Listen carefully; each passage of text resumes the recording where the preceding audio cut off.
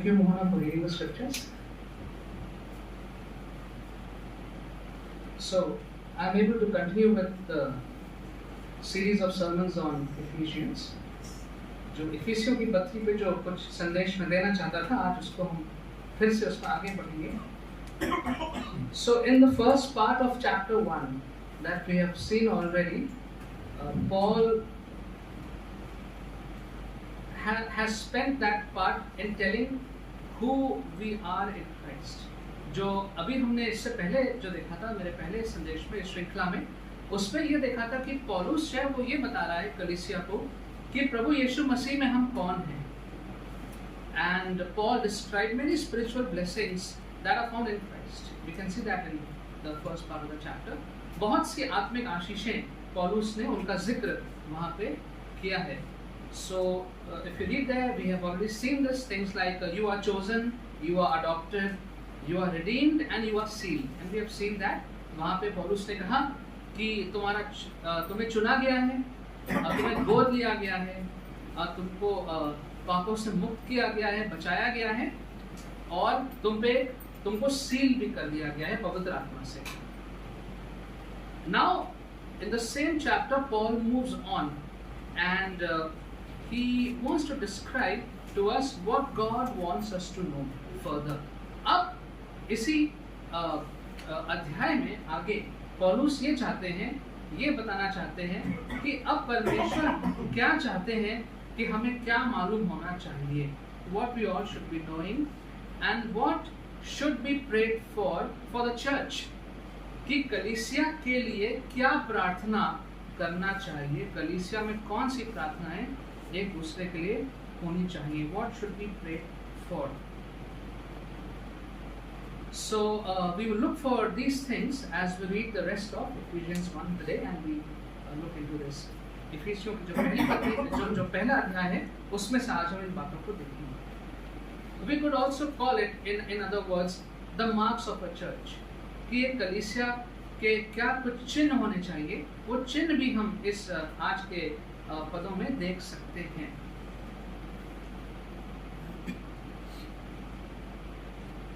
So of all the things that God wants to teach the church, what he makes Paul right in the beginning is supremely important. जो कुछ भी पिता परमेश्वर चाहते हैं कि जो कलीसिया को मालूम होना चाहिए, जिस बात की जानकारी कलीसिया को होना चाहिए, उसमें जो सबसे एक महत्वपूर्ण बात है उसको परमेश्वर ने पौलुस को सबसे पहले लिखवाया. And let's see what that is that Paul writes. Verse 15, for this reason, ever since I heard about your faith in the Lord Jesus and your love for all the saints. Ever since I have heard about your faith in the Lord Jesus and your love for all the saints. Hindi में कुछ पढ़ देगा इसको. इस कारण मैं विश्वास का समाचार सुनकर जो तुम लोगों में प्रभु यीशु पर है और सब पवित्र लोगों पर प्रकट है. It's very simple. Love for Jesus and love for the people. And they go together and it can't be separated from each other. परमेश्वर के प्रति प्रेम और साथ में अपने साथ के लोगों के प्रति प्रेम, ये दोनों बातों को साथ साथ बोला गया है और इसको अलग नहीं किया जा सकता. And Paul over here has heard about the faith of this church and not only of their faith and belief in the Lord, but also he has heard their love for the people. पौलुस ने इनके बारे में सुना है, ना केवल इनका विश्वास जो परमेश्वर पे, लेकिन साथ साथ में जो इनका प्रेम अपने साथ के लोगों के लिए भी है.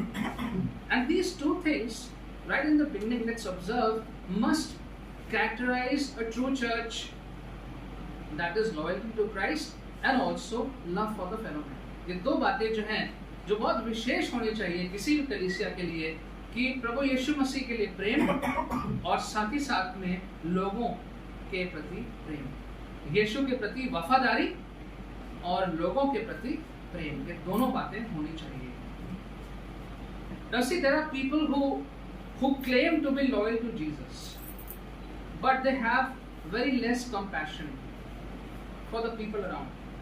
बहुत से ऐसे लोग हैं जो कहते तो हैं कि नहीं, हम प्रभु में विश्वास करते हैं, हम विश्वासी हैं, हम प्रभु के पीछे चलने वाले हैं, लेकिन लोगों के प्रति प्रेम जो उनका है वो बहुत कम होता है. They can also be people who are a lot into social work publicly, but privately, personally, they are not ardent followers of Jesus Christ. ये भी हो सकता है कि अगर उनको देखा जाए तो पब्लिक व्यू में, समाज की नज़र में वो बहुत सामाजिक कार्य कर रहे हैं, लोगों की नज़र में बहुत अच्छे हैं, अच्छा कार्य कर रहे हैं, लेकिन व्यक्तिगत जीवन में वो प्रभु के नज़दीक नहीं है. So both are possible, but both these situations are not acceptable in the kingdom of God. परमेश्वर के राज्य में परमेश्वर जो हमसे अपेक्षा करते हैं उसमें दोनों ही बातों को ग्रहण नहीं किया जाएगा. It is important to have love for God and at the same time, in the same measure, have love for the people. That's the first thing that Paul says over here. And immediately, a person came to my mind, Mother Teresa. Who doesn't know about Mother Teresa? Mother Teresa के बारे में कौन नहीं जानता है? I don't think she could have gone past a homeless, a helpless, a hungry person without showing Christ's love to that person. I don't think so. मुझे नहीं लगता कि मदर टेरेसा कभी भी किसी भी बीमार या भूखे व्यक्ति के बगल से निकल गई होंगी ऐसे ही, बिना उसको प्रभु यीशु मसीह का प्रेम दिखाए हुए, सहायता किए हुए. But from where did she pick it up? उन्होंने इस बात को सीखा कहां से? From our lord Jesus. यीशु मसीह से सीखा. Jesus always full of compassion for the people. Jesus always going out of the way, feeding the people, healing the people, caring for the people. So she learned it from there, and all of us also have to learn it from there. हमको भी प्रभु यीशु मसीह से ही इस बात को सीखना है. When Jesus was asked, Rabbi, what is the greatest commandment? यीशु से पूछा गया कि सबसे बड़ा जो आदेश है वो क्या है? What did Jesus say? Love your Lord, love your Lord your God with all your heart, with all your soul, with all your mind, and love your neighbor as yourself. यीशु ने कहा कि अपने पिता से, अपने पूरे हृदय से, पूरे प्राण से, पूरे मन से प्रेम करो और अपने पड़ोसी से अपने समान प्रेम करो. A true church should always be loving and caring to its members, all the people who are around us. एक जो एक असली कलीसिया है वो हमेशा अपने लोगों के प्रति प्रेम का व्यवहार रखे. God wants us to have that love and compassion always. Love for Jesus and love for the people around, they must go hand in hand. After this, we see Paul's prayer for the church. इस महत्वपूर्ण बात को कहने के बाद अब पौलुस जो है वो कलीसिया के लिए प्रार्थना करता है. We see in verse 16, I have heard about your faith and your love. I have not stopped giving thanks to you, remembering you in my prayers, and keep asking the Lord. And now we see that here Paul is praying for the church. पौलुस जो है वो अब कलीसिया के लिए प्रार्थना कर रहा है. Paul has gone long time back, but the prayer should continue. जो प्रार्थना है कलीसिया के लिए वो चलती रहनी चाहिए. The prayer by all of us for the church. हम सबको ये प्रार्थना कलीसिया के लिए, लोगों के लिए करते रहना चाहिए. और उसका एक उदाहरण हम देखेंगे जो पौलुस ने हमारे सामने रखा है. A model prayer that Paul is giving over here. Usually our prayer concerns are 90% filled with asking God to do something. Nothing wrong in that. अधिकतर हमारी जो प्रार्थनाएं होती हैं उस पर 90%, शायद ज़्यादा, वो भरी होती है उन बातों से जो हम चाहते हैं परमेश्वर करे. Number 1 is healing. Then it's some problem, it's traveling, sickness, job, जो हमारी प्रार्थनाएं सबसे ज़्यादा भरी होती है, जो बीमार है उनके लिए प्रार्थना करना, कोई यात्रा कर रहा है, किसी की नौकरी नहीं है, कोई संकट आ गया है, तो सारे संकटों में, शारीरिक बीमारियों में, इससे हमारी प्रार्थनाएं 90% शायद भरी रहती हैं। Rarely anyone asks prayer for wisdom. Please pray for me, I need God's wisdom. Rarely we hear that. Rarely we hear people asking that I need God's spirit of revelation. May God reveal to me my future or something. Rarely. For deeper understanding of God, hardly. कभी ऐसी प्रार्थनाओं के निवेदन नहीं आते हैं हमारे पास। बहुत कम आए होंगे, तो बहुत कम आए होंगे, very rare.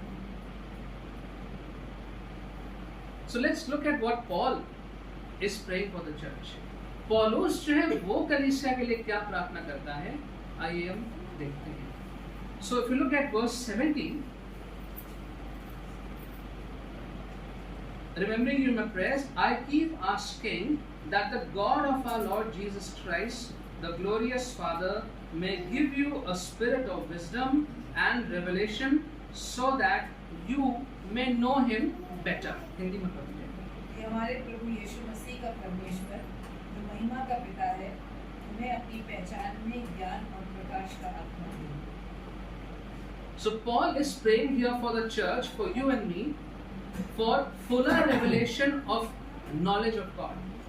कि परमेश्वर की ओर से और प्रकाशन हमें मिले, और प्रभु के बारे में हमें जानकारी मिले, और प्रभु को हम जानने पाएं. And again the question is, how often do we pray? How often do we pray for each other to receive God's wisdom and understanding? That's a question that we have to ask ourselves. कितना बार हम प्रार्थना करते हैं एक दूसरे के लिए कि परमेश्वर उनको बुद्धि दे, उनको परमेश्वर को सीखने समझने की और समझ दे, सोच दे. That the Lord may reveal deeper truths about Himself and His plan for us and for each other. कि परमेश्वर अपने और जो गहराई की सच्चाई की जो बातें हैं, विश्वास की बातें हैं, वो हम पे प्रकट करे, वो हम जानने पाए, और एक दूसरे के लिए प्रार्थना करें कि वो भी उसको जानने पाए. Growing in the Lord is a lifelong process. परमेश्वर में आगे बढ़ना ये हमारे जीवन भर चलता रहता है. You might be a professional. आपने किसी ज़माने में कोई कोर्स किया होगा. You might be a doctor or an engineer, but after that you stop. No, you keep on learning. You keep on learning. You can never stop learning. कभी भी आप सीखना नहीं बंद कर सकते हैं. The same goes for our spiritual lives. We keep on learning about God. We keep on getting closer to God, and we learn more as we grow closer to the Lord. So what will be the result? इसका नतीजा क्या होगा? And Paul is saying the result will be that you will know Him better. That's what verse 17 says. That you may know Him better. कि आप प्रभु को, परमेश्वर को और अच्छे से जानने पाएं. And I would say that you may continue to know Him better and better and better. And that it gets better every day. हर दिन. So my understanding of God 5 years ago, 10 years ago must not be the same. It should have grown, and after 5 years it should have grown further.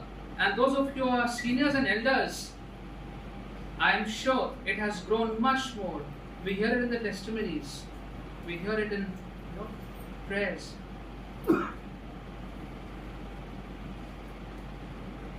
So we'll know Him, we know Jesus more and more, and like Moses, become God's friend.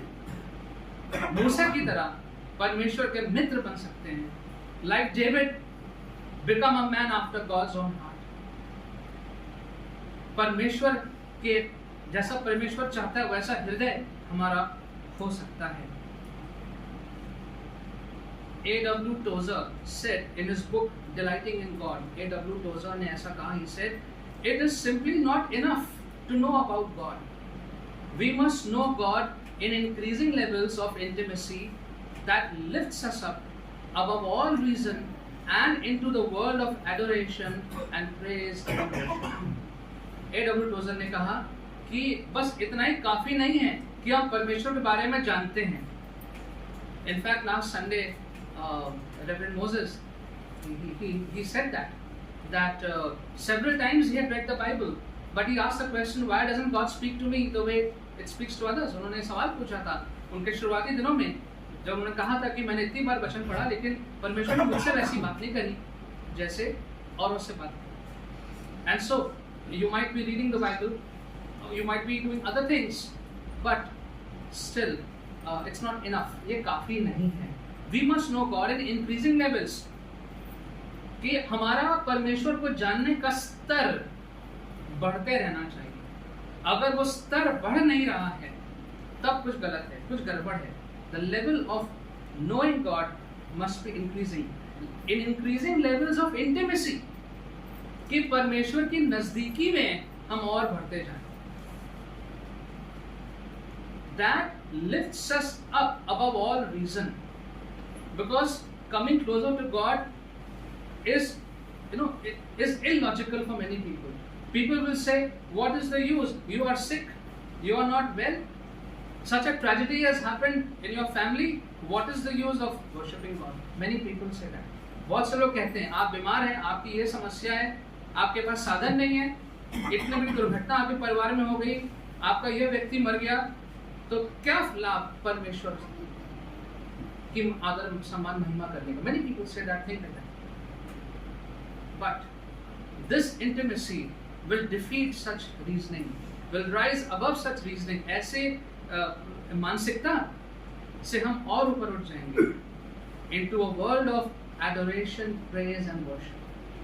फिर भी हम परमेश्वर के प्रति प्रार्थना करते हैं. आज हमने गाना गाया था,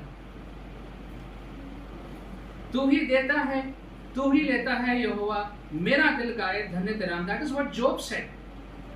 These are the words of Job. अय्यूब ने ऐसा कहा, you give and take away, but my heart will choose to say, blessed be your name. What kind of intimacy will it take to be able to say that? इतनी बड़ी बात कहना, इसका मतलब है वो व्यक्ति अय्यूब परमेश्वर के कितने नजदीक होगा, जिसके सब लोग मर गए, सारे बच्चे मर गए, सब कुछ छिन गया, बीमार पड़ा हुआ था, और कह रहा प्रभु धन्य तेरा नाम, blessed be your name. Let's pray that the church may continue to receive this Sophia from God. That's the Greek word for wisdom, Sophia.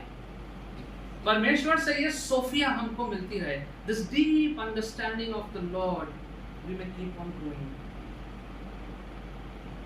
It will not come by mere reading the Bible.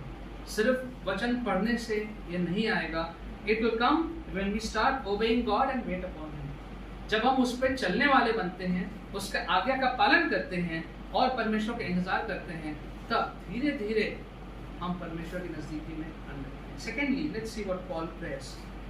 In verse 18, Paul prays. He says, "I pray also that the eyes of your heart may be enlightened, in order that you may know the hope to which He has called you, the riches of His glorious inheritance in the saints." और तुम्हारे मन की आंखें ज्योतिर्मय हों, कि तुम जान लो कि उसके बुलाने से कैसी आशा होती है, और पवित्र लोगों में उसकी मिरास की महिमा का धन कैसा है. Remain hopeful in the Lord. That's the only place where we can be hopeful, because there is no hope anywhere else. There is no hope anywhere else. And we can think of our own lives, our own circumstances, all the places, the people, the resources we had once hoped upon, they've all failed us at some time or the other. Israeli Prime Minister Netanyahu was very disappointed because many people he was counting on have backed out, including our country. A neutral stand. बहुत से देश जो Israel अपेक्षा कर रहा था कि उनके साथ खड़ा होगा, वो पीछे हट गए. बहुत से हैं अभी, लेकिन बहुत से मित्र पीछे भी हट गए. It happens. So whom to hope on? Only on the Lord. Paul prays the church to remain hopeful in the Lord and also know the content of that hope. ये जो हमारी आशा है, इस आशा के अंदर कौन कौन सी बातें हैं, उन बातों को भी जानना जरूरी है। Hope is a very small word, जो आशा शब्द है बहुत छोटा सा शब्द है, but the content of that is large. उसके अंदर की जो बातें हैं वो काफी ज्यादा हैं, and it's crucial today, very crucial today, बहुत आवश्यक है आज, because we are living in a time where we are all losing hope. हम सब धीरे धीरे धीरे धीरे आशा होते जा रहे हैं। All that we have thought will work out has failed. I have thought that living outside the city on the 8th floor will give me a lot of peace of mind. But in the last 1 year, my peace has been shaken, especially 2 days back. मैंने सोचा था कि apartment में रह के 8वीं मंजिल पे सारे शोर शराबे से दूर शांति से रहेंगे, लेकिन वो शांति पिछले 1 साल से भंग है। और परसों देखो, ऐसे was bad for us. I am sure आपके लिए बुरा होगा, आप तो 9th फ्लोर पे हैं, अगर आप जगह होंगे। I was awake, it was bad at the 8th floor, it was bad. This time I really felt bad, and with the 2 babies and the helpless, can't where to run, what to do, just sat in a prayerful mode, Lord just let this pass away, that's all we could do, कि ये प्रभु ये बस चला जाए, क्योंकि बुरा था, it was bad on the 8th floor. All that we hope for, all that we plan doesn't work. Nothing works. Only hope is in the Lord. And we lose hope sooner when our personal aspirations are not fulfilled. We are living in a world today where the world is telling us everything is possible. सब कुछ हो सकता है. You can get a job, you do this course, आपको ये मिल जाएगा, you can do this, you have the artificial intelligence coming in, you have this, everything is possible. सब हो जाएगा. And we start aspiring for things. हाँ, सही बात है, हम ये भी कर सकते हैं, ये भी कर सकते हैं, ये भी मिल जाएगा, ये भी possible है. Nothing is impossible, the world tells us. But the truth is, at some point, it starts crumbling down. एक समय आता है जब वो चीजें जो है हमारा साथ छोड़ देती हैं, जिस पे आशा करी उस पे निराशा होती है. Especially the personal aspirations when are not fulfilled. जो हमने चाहा, जो सोचा, वो पूरा नहीं हुआ. The job that you could not get, the house that you could not buy, or the new car that I cannot afford, and so on. वो नौकरी चाहिए थी, वो नहीं मिल पाई. वो घर चाहिए था अपने लिए, वो नहीं खरीद पाए. वो एक नई कार बड़ी अच्छी थी, वो नहीं ले पाए, and so on. Aspirations not being fulfilled. And in such despairing situations, जब ऐसी परिस्थितियाँ आती हैं, निराशाजनक परिस्थितियाँ आती हैं, there's a danger of losing spiritual hope as well. I'm saying there is a danger. एक खतरा पैदा हो जाता है, खास तौर से उनके लिए जिनका परमेश्वर में विश्वास या तो है नहीं या बहुत ढीला ढाला सा विश्वास है. Because they say, what is the use of worshiping God? What is the use when there is no special blessing on me like others? When there is no special, what is that word? Prosperity. That special prosperity on my family, like others. जैसे बाकी लोग इतने ज़्यादा धनवान हैं, तो फिर क्या फायदा परमेश्वर का? We reduce God to that level. प्रभु को हम इतने छोटे स्तर पे ले आते हैं. And therefore, Paul is saying, remain hopeful in the Lord, only in the Lord. But are we poor? क्या हम मसीह लोग गरीब हैं? No. Paul says, same verse. Paul says, He has called you. Know the hope to which He has called you, the riches of His glorious inheritance. The riches of His glorious inheritance. और ये धन किसी के पास नहीं है हमारे अलावा. प्रभु यीशु मसीह के अनुयायियों के अलावा ये धन किसी के पास नहीं है. No one has this wealth except for the followers of Jesus. So let the church know, let us know, we are super rich in Christ Jesus. यीशु मसीह में हम बहुत धनवान हैं. We have inherited His glorious kingdom. जो उसका राज्य है जिसमें हम जल्दी प्रवेश कर जाएंगे। क्या उम्र है हमारी? 30 साल, 40 साल, 50 साल, कितने साल जिएंगे? ये 20-30 साल ऐसे निकल जाएंगे, पता भी नहीं चलेगा। उसके बाद we inherit. In fact, we have already inherited. परमेश्वर के राज में तो अभी से ही हैं, लेकिन we come to a fuller realization after we die, very soon. Let us not put our hope on these earthly things. ये जो यहाँ की चीजें हैं, इस पर अपना ध्यान पूरा लगा के ना बैठ जाएं। 1 Peter chapter 1 3-5 पहला पत्रस 1:3-5 कोई पढ़ दीजिए, इंग्लिश हिंदी में। Blessed be the God and Father of the Lord Jesus Christ, who according to his great mercy has caused us to be born again to a living hope through the resurrection of Jesus Christ from the dead, to obtain an inheritance which is imperishable and undefiled and will not fade away, reserved in heaven for you, who are protected by the power of God through faith for a salvation ready to be revealed in the last time.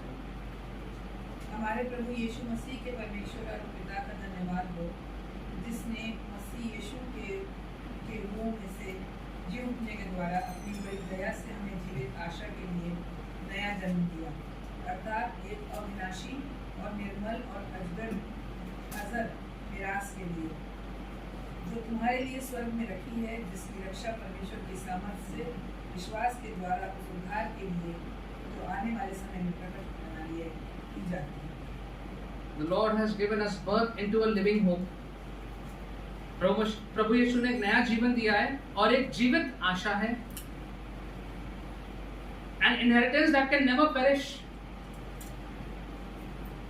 और एक ऐसा हमें बात दी है, उपहार दिया है, जो कभी खराब नहीं हो सकती, can never spoil or fade, जो कभी खराब नहीं हो सकती, जिसका अंत नहीं हो सकता। This inheritance is kept in heaven for you. इस जीवन के बाद वो जीवन हमारे लिए रखा हुआ है। Who through faith are shielded by God's power. परमेश्वर के सामर्थ्य से हम सब की तरफ एक बाड़ा बना हुआ है। And that is the hope that Paul is saying we should always remember and pray that we continue to live in that hope. उस आशा में हम जिए। It's not a false hope. Many, once upon a time, Christians have abandoned the faith, thinking it's not true, it will not happen. They have given into existentialism, कि जो कुछ है वो यहीं पर है, इसके बाद किसने देखा है? And you hear that philosophy every now and then. ऐसी बातें आप बार बार सुनते हैं, अरे भाई आगे किसने देखा है? जो है बस यहीं पे है। That's not true. No Christian should believe that. Not true. यहाँ पे कुछ नहीं है, जो कुछ है वो उल्टा है, जो कुछ है वो इसके बाद है। There's nothing over here. There's nothing over here. And so Paul says, this hope is the hope to come. Let us not lose this hope. Thirdly, what does Paul pray for the church? Verse 19. And his incomparably great power for us who believe, that power is like the working of his mighty strength.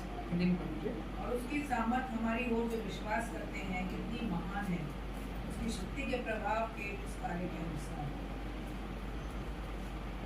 Paul is praying that the church realizes God's incomparable power. And sometimes we doubt. Lord is not doing anything. What is happening in the Middle East? What is happening here? What is happening in Manipur? What is God doing? It looks like God is not caring.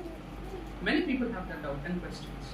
बहुत से लोगों के मन में ये शंका है, ये मिडिल ईस्ट में क्या हो रहा है, इजराइल गाजा में इतने लोग मर गए, प्रभु ने कुछ नहीं किया। मणिपुर में क्या हुआ, प्रभु ने कुछ नहीं किया। इतने लोग, परमेश्वर के लोग मारे जा रहे हैं, बाकी लोग मारे जा रहे हैं, बच्चे मारे जा रहे हैं, परमेश्वर कुछ नहीं कर रहे हैं। ये कैसा परमेश्वर है? What kind of God is this? No power?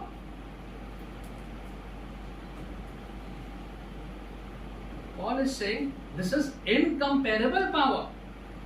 You can't even compare God's power with anything else. The church needs to pray continually that all of us may be witnesses of His power. परमेश्वर का जो ये सामर्थ है उसके हम साक्षी गवाह बने. First of all individually, then as a family and as a community. परमेश्वर की जो सामर्थ है वो अपने जीवन में महसूस करें. सबसे पहले अनुभव करें, परिवार में अपने अनुभव करें और अपने समुदाय में, कलीसिया में उस सामर्थ को हम अनुभव करें. Paul is a personal witness of God's power. पौलुस ने व्यक्तिगत रूप से परमेश्वर के सामर्थ को अनुभव किया है.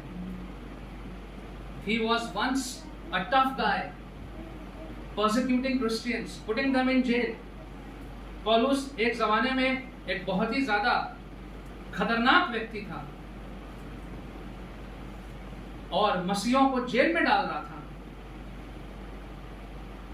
And then the resurrected Jesus met him. जो यीशु मसीह, पुनरुत्थान वाला यीशु मसीह ने पौलुस से मुलाकात करी. We know the story. Jesus met Paul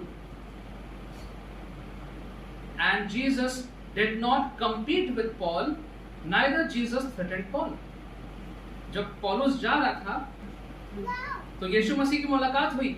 यीशु मसीह ने उसको धमकी नहीं दी, उसको डराया धमकाया नहीं. What happened? He asked a simple question. यीशु ने बहुत साधारण सा सवाल पूछा. उसका नाम उस वक्त सॉल था. Saul, why do you persecute me? Saul, तुम मुझे क्यों सताते हो? तुम मुझे क्यों सताते हो? Saul was stunned. Saul जो था स्तब्ध रह गया. Thank you. He asked, "Who are you, Lord?" प्रभु आप कौन हैं? I am Jesus, whom you are persecuting. मैं यीशु हूँ. And that was the end of Saul the persecutor. उसके बाद वो सॉल जो सताने वाला सॉल था उसका अंत हो गया. A new Saul is born and now he is Paul. एक नए सॉल का जन्म वहीं पे हुआ और व्यक्ति पॉल बन गया. And now he was a servant of God. How could this happen? No force on this earth could have made Paul do that. कोई भी ताकत पौलुस को इस तरह से मन परिवर्तन नहीं कर सकती थी. This is God's power. God's power can bring nations and strong men to their knees. परमेश्वर का सामर्थ बड़े-बड़े सामर्थी लोग अविश्वासियों को घुटने पे लेके आ चुका है और लाता रहता है. That is God's power. Let us not undermine God's power at all. So let's keep remembering, keep reminding each other, keep praying to know that God is in control. हमारा परमेश्वर वो नियंत्रण में है. Let's not be dismayed by different philosophies and different opinions on the social media. अलग-अलग लोग क्या सोचते हैं उससे अपने मन को हम भ्रमित ना करें. Fourthly, Paul is finishing his prayer by speaking of the conquest of Christ in a sphere which does not mean much to us nowadays. Let's look at verse 20-21. Which he exerted in Christ when he raised him from the dead and seated him at the right hand of the heavenly realms, far above all rule, authority, power, dominion, and every title that can be given, not only in the present age but also in the age to come. Hindi में पढ़िए. जो उसने मसीह के विषय में किया और उस को मरे हुओं में से जिलाकर स्वर्गीय स्थानों में अपनी दाहिनी ओर सब प्रकार की प्रधानता और अधिकार और सामर्थ और प्रभुता के और हर एक नाम के ऊपर जो न केवल इस लोक में और आने वाले लोक में लिया जाएगा बिठाया.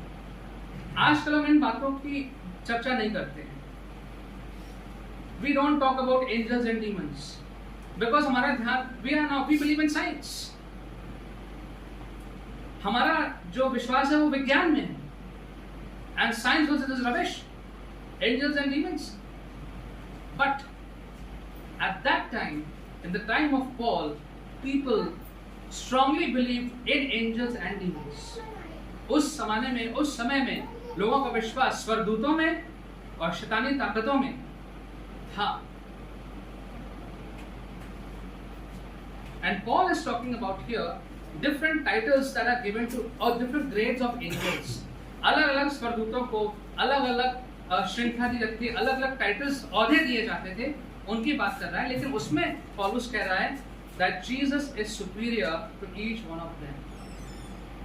No matter which, whether it is Michael the archangel, whether it is Gabriel, whether it is whichever angel, जो सा भी एंजल है, जो सा भी स्वर्गदूत है, चाहे वो जिब्राल है, चाहे वो मिकाल है, कोई भी माइकल कोई भी है, सबसे ऊपर प्रभु यीशु मसीह है.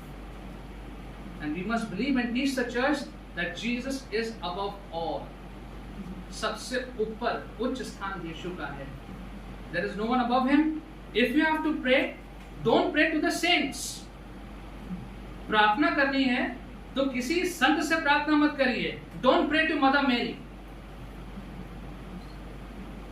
माता मरियम से प्रार्थना मत करिए. Pray only to Jesus. He is above all.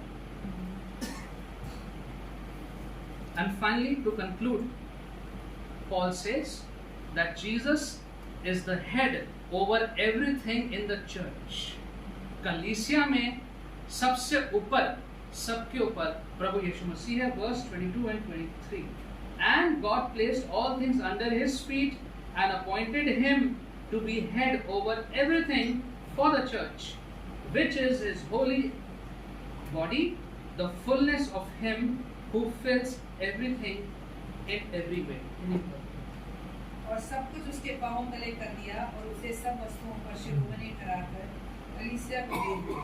यह उसकी देह है और उसी की परिपूर्णता है जो सब में सब कुछ परिपूर्ण करता है. So Christ, the head of the church, प्रभु यीशु मसीह कलीसिया के ऊपर, सबसे ऊपर, कलीसिया का सरदार, the head. How many churches actually submit to that? कितनी कलीसियां हैं जो वास्तव में इस बात को मानती हैं? A few weeks ago, police had to be called in a well-known church in Lucknow. I will not take the names. In Lal Bagh, members were fighting, including the pastors, using abusive language, including women. I was stunned. Lucknow की बता रहे, Lucknow. Where is the headship of Christ? कहाँ गया प्रभु यीशु मसीह का सबसे ऊपर होना? So does the church submit to the authority of Jesus Christ? क्या जो कलीसियाएं हैं वो प्रभु यीशु मसीह के अधिकार को मानती हैं? Do pastors submit to the authority of Jesus Christ? क्या पादरी लोग जो हैं वो प्रभु यीशु मसीह? And I've shared this earlier. I heard one pastor say in a meeting, if the pastor will not forgive you, the Lord will not forgive you. And he was taunting some members of his church by saying that अगर पादरी क्षमा नहीं करेगा तो परमेश्वर क्षमा नहीं करेगा. ये कहाँ लिखा है?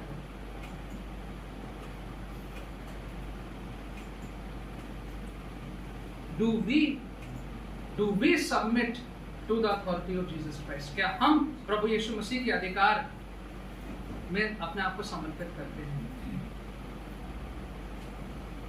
How do we submit to the authority of Jesus? कैसे हम अपने आप को प्रभु यीशु मसीह के अधिकार में समर्पित करते हैं? By obeying and following what he has told us in the Bible. Very simple. वचन में जो उसने लिखा है हम उसके आज्ञा का पालन करते हैं. Not just personally, but also as a body of believers. ना केवल व्यक्तिगत रूप में, लेकिन जो हमारी कलीसिया है उसके रूप में. And again, verse 23. Verse 23 is bold. 23वें पद में जो लिखा है वो बिल्कुल सोने के समान है. Christ is the head and the church is his body. परमेश्वर प्रभु यीशु मसीह जो है वो सिरा है, वो सर है, और जो कलीसिया है वो उसकी देह है. The head depends on the whole body to achieve its purpose. जो सर है वो पूरे देह पर भरोसा करता है, निर्भर रहता है कि जो कार्य करना है वो किया जाए. And so Jesus is depending on you and me. प्रभु यीशु मसीह आप पे और हम पे निर्भर हो रहे हैं to spread His love around us. कि चारों तरफ प्रभु का प्रेम लोगों में जो बांटा जाए, उसके लिए प्रभु यीशु मसीह जो सर हैं वो हम पे, अपनी देह पे, कलीसिया पे निर्भर हैं. He is depending on us to reach out to people in need. जो लोग आवश्यकता में हैं, whether physical or spiritual, the Lord is counting on us to reach out to those people. उन लोगों तक पहुंचने में प्रभु हम पे निर्भर, भरोसा करते हैं. So let me conclude this beautiful chapter. इसका अंत करते हैं. God wants us to know Him, not just know about Him. परमेश्वर चाहता है कि हम उसको जाने, उसके बारे में ना जाने, लेकिन उसको जाने. If you want to get to know someone, you will have to spend time with that person. अगर आप किसी को जानना चाहते हैं तो आपको उसके साथ समय बिताना पड़ेगा. We need time to pray, time to seek the Lord, have a spirit of wisdom and revelation. We must desire the word of God, to be soaked in His word. And we have emphasized this from this pulpit. Different preachers have emphasized the same thing again and again. Just reiterating that. Spending time with the Lord, praying, that's the only way to grow closer. जब हम परमेश्वर के साथ समय बिताते हैं, प्रार्थना करते हैं, तभी हम प्रभु को और नजदीकी से जानने में आते हैं. Without that spirit, अगर ये प्रार्थना नहीं हम करते हैं और ये this desire is not in us, ये इच्छा हमारे अंदर नहीं है, then we will not enjoy studying God's word. Many people say Bible study is boring. This is the reason. बहुत से लोग कहते हैं Bible study तो boring है, बहुत boring है. We will not enjoy the studies. We will not enjoy the Bible classes. We will not enjoy worship. We will not enjoy the preaching also. So many times people just sit and wait. When will this man stop finishing? No, this. When will this man stop finishing? They don't enjoy the preaching. They don't enjoy the Bible studies. Don't enjoy worship. अरे अभी गाने चल रहे होंगे, गाने खत्म हो जाएंगे उसके बाद जाएंगे. अभी गाने चल रहे हों. I've heard people say, अभी गाने चल रहे होंगे. Right now songs must be going on. We'll go on.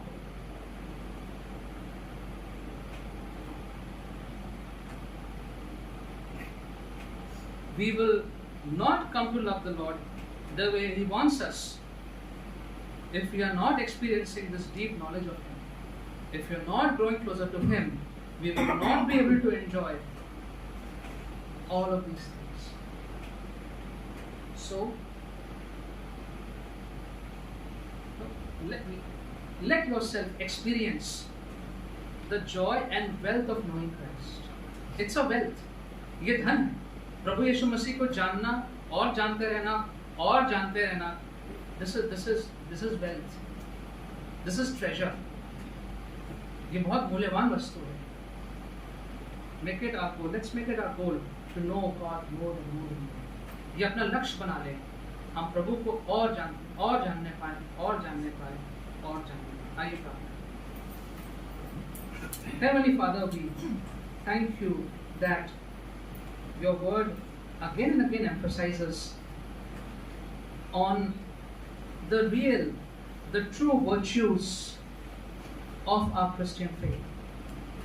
बार बार आपका वचन हमको बताता है सही मायने में जो सही बातें हैं हमारे विश्वास के बारे में. Today, Lord, thank you for once again helping us to know that you want us to love our fellow beings. आप चाहते हैं कि हम अपने आपके साथ साथ लोगों से भी प्रेम करें. You want us to to serve the community. आप चाहते हैं कि हम लोगों की सेवा करें, उनको आपके बारे में बताएं, आपके नज़दीकी में लेके आएं. Lord, you want us to remain hopeful. आप चाहते हैं कि हम आप में हमारी आशा बनी रहे. Most of all, Lord, you want us that we should draw closer to you. सबसे ज़्यादा प्रभु आप चाहते हैं कि हम निरंतर आपके नज़दीकी में आते रहें. Help us, Lord, to not miss those opportunities, to not miss any opportunity where we could have drawn closer to you. Little by little. प्रभु जी, कोई भी ऐसा अवसर हमसे ना चूके जहाँ पे हम थोड़ा सा और नज़दीक आपके. Help us, Lord, in our personal prayers, in our community prayers, and all of that. Through all of that, we will be drawn closer to you day by day. प्रभु जी, अपनी व्यक्तिगत प्रार्थनाओं में, अपने जो हम साथ में मिलकर प्रार्थना करते हैं, इन सब में हम धीरे धीरे और आपके नज़दीकी में आने लगें. We ask this prayer in Jesus' precious name.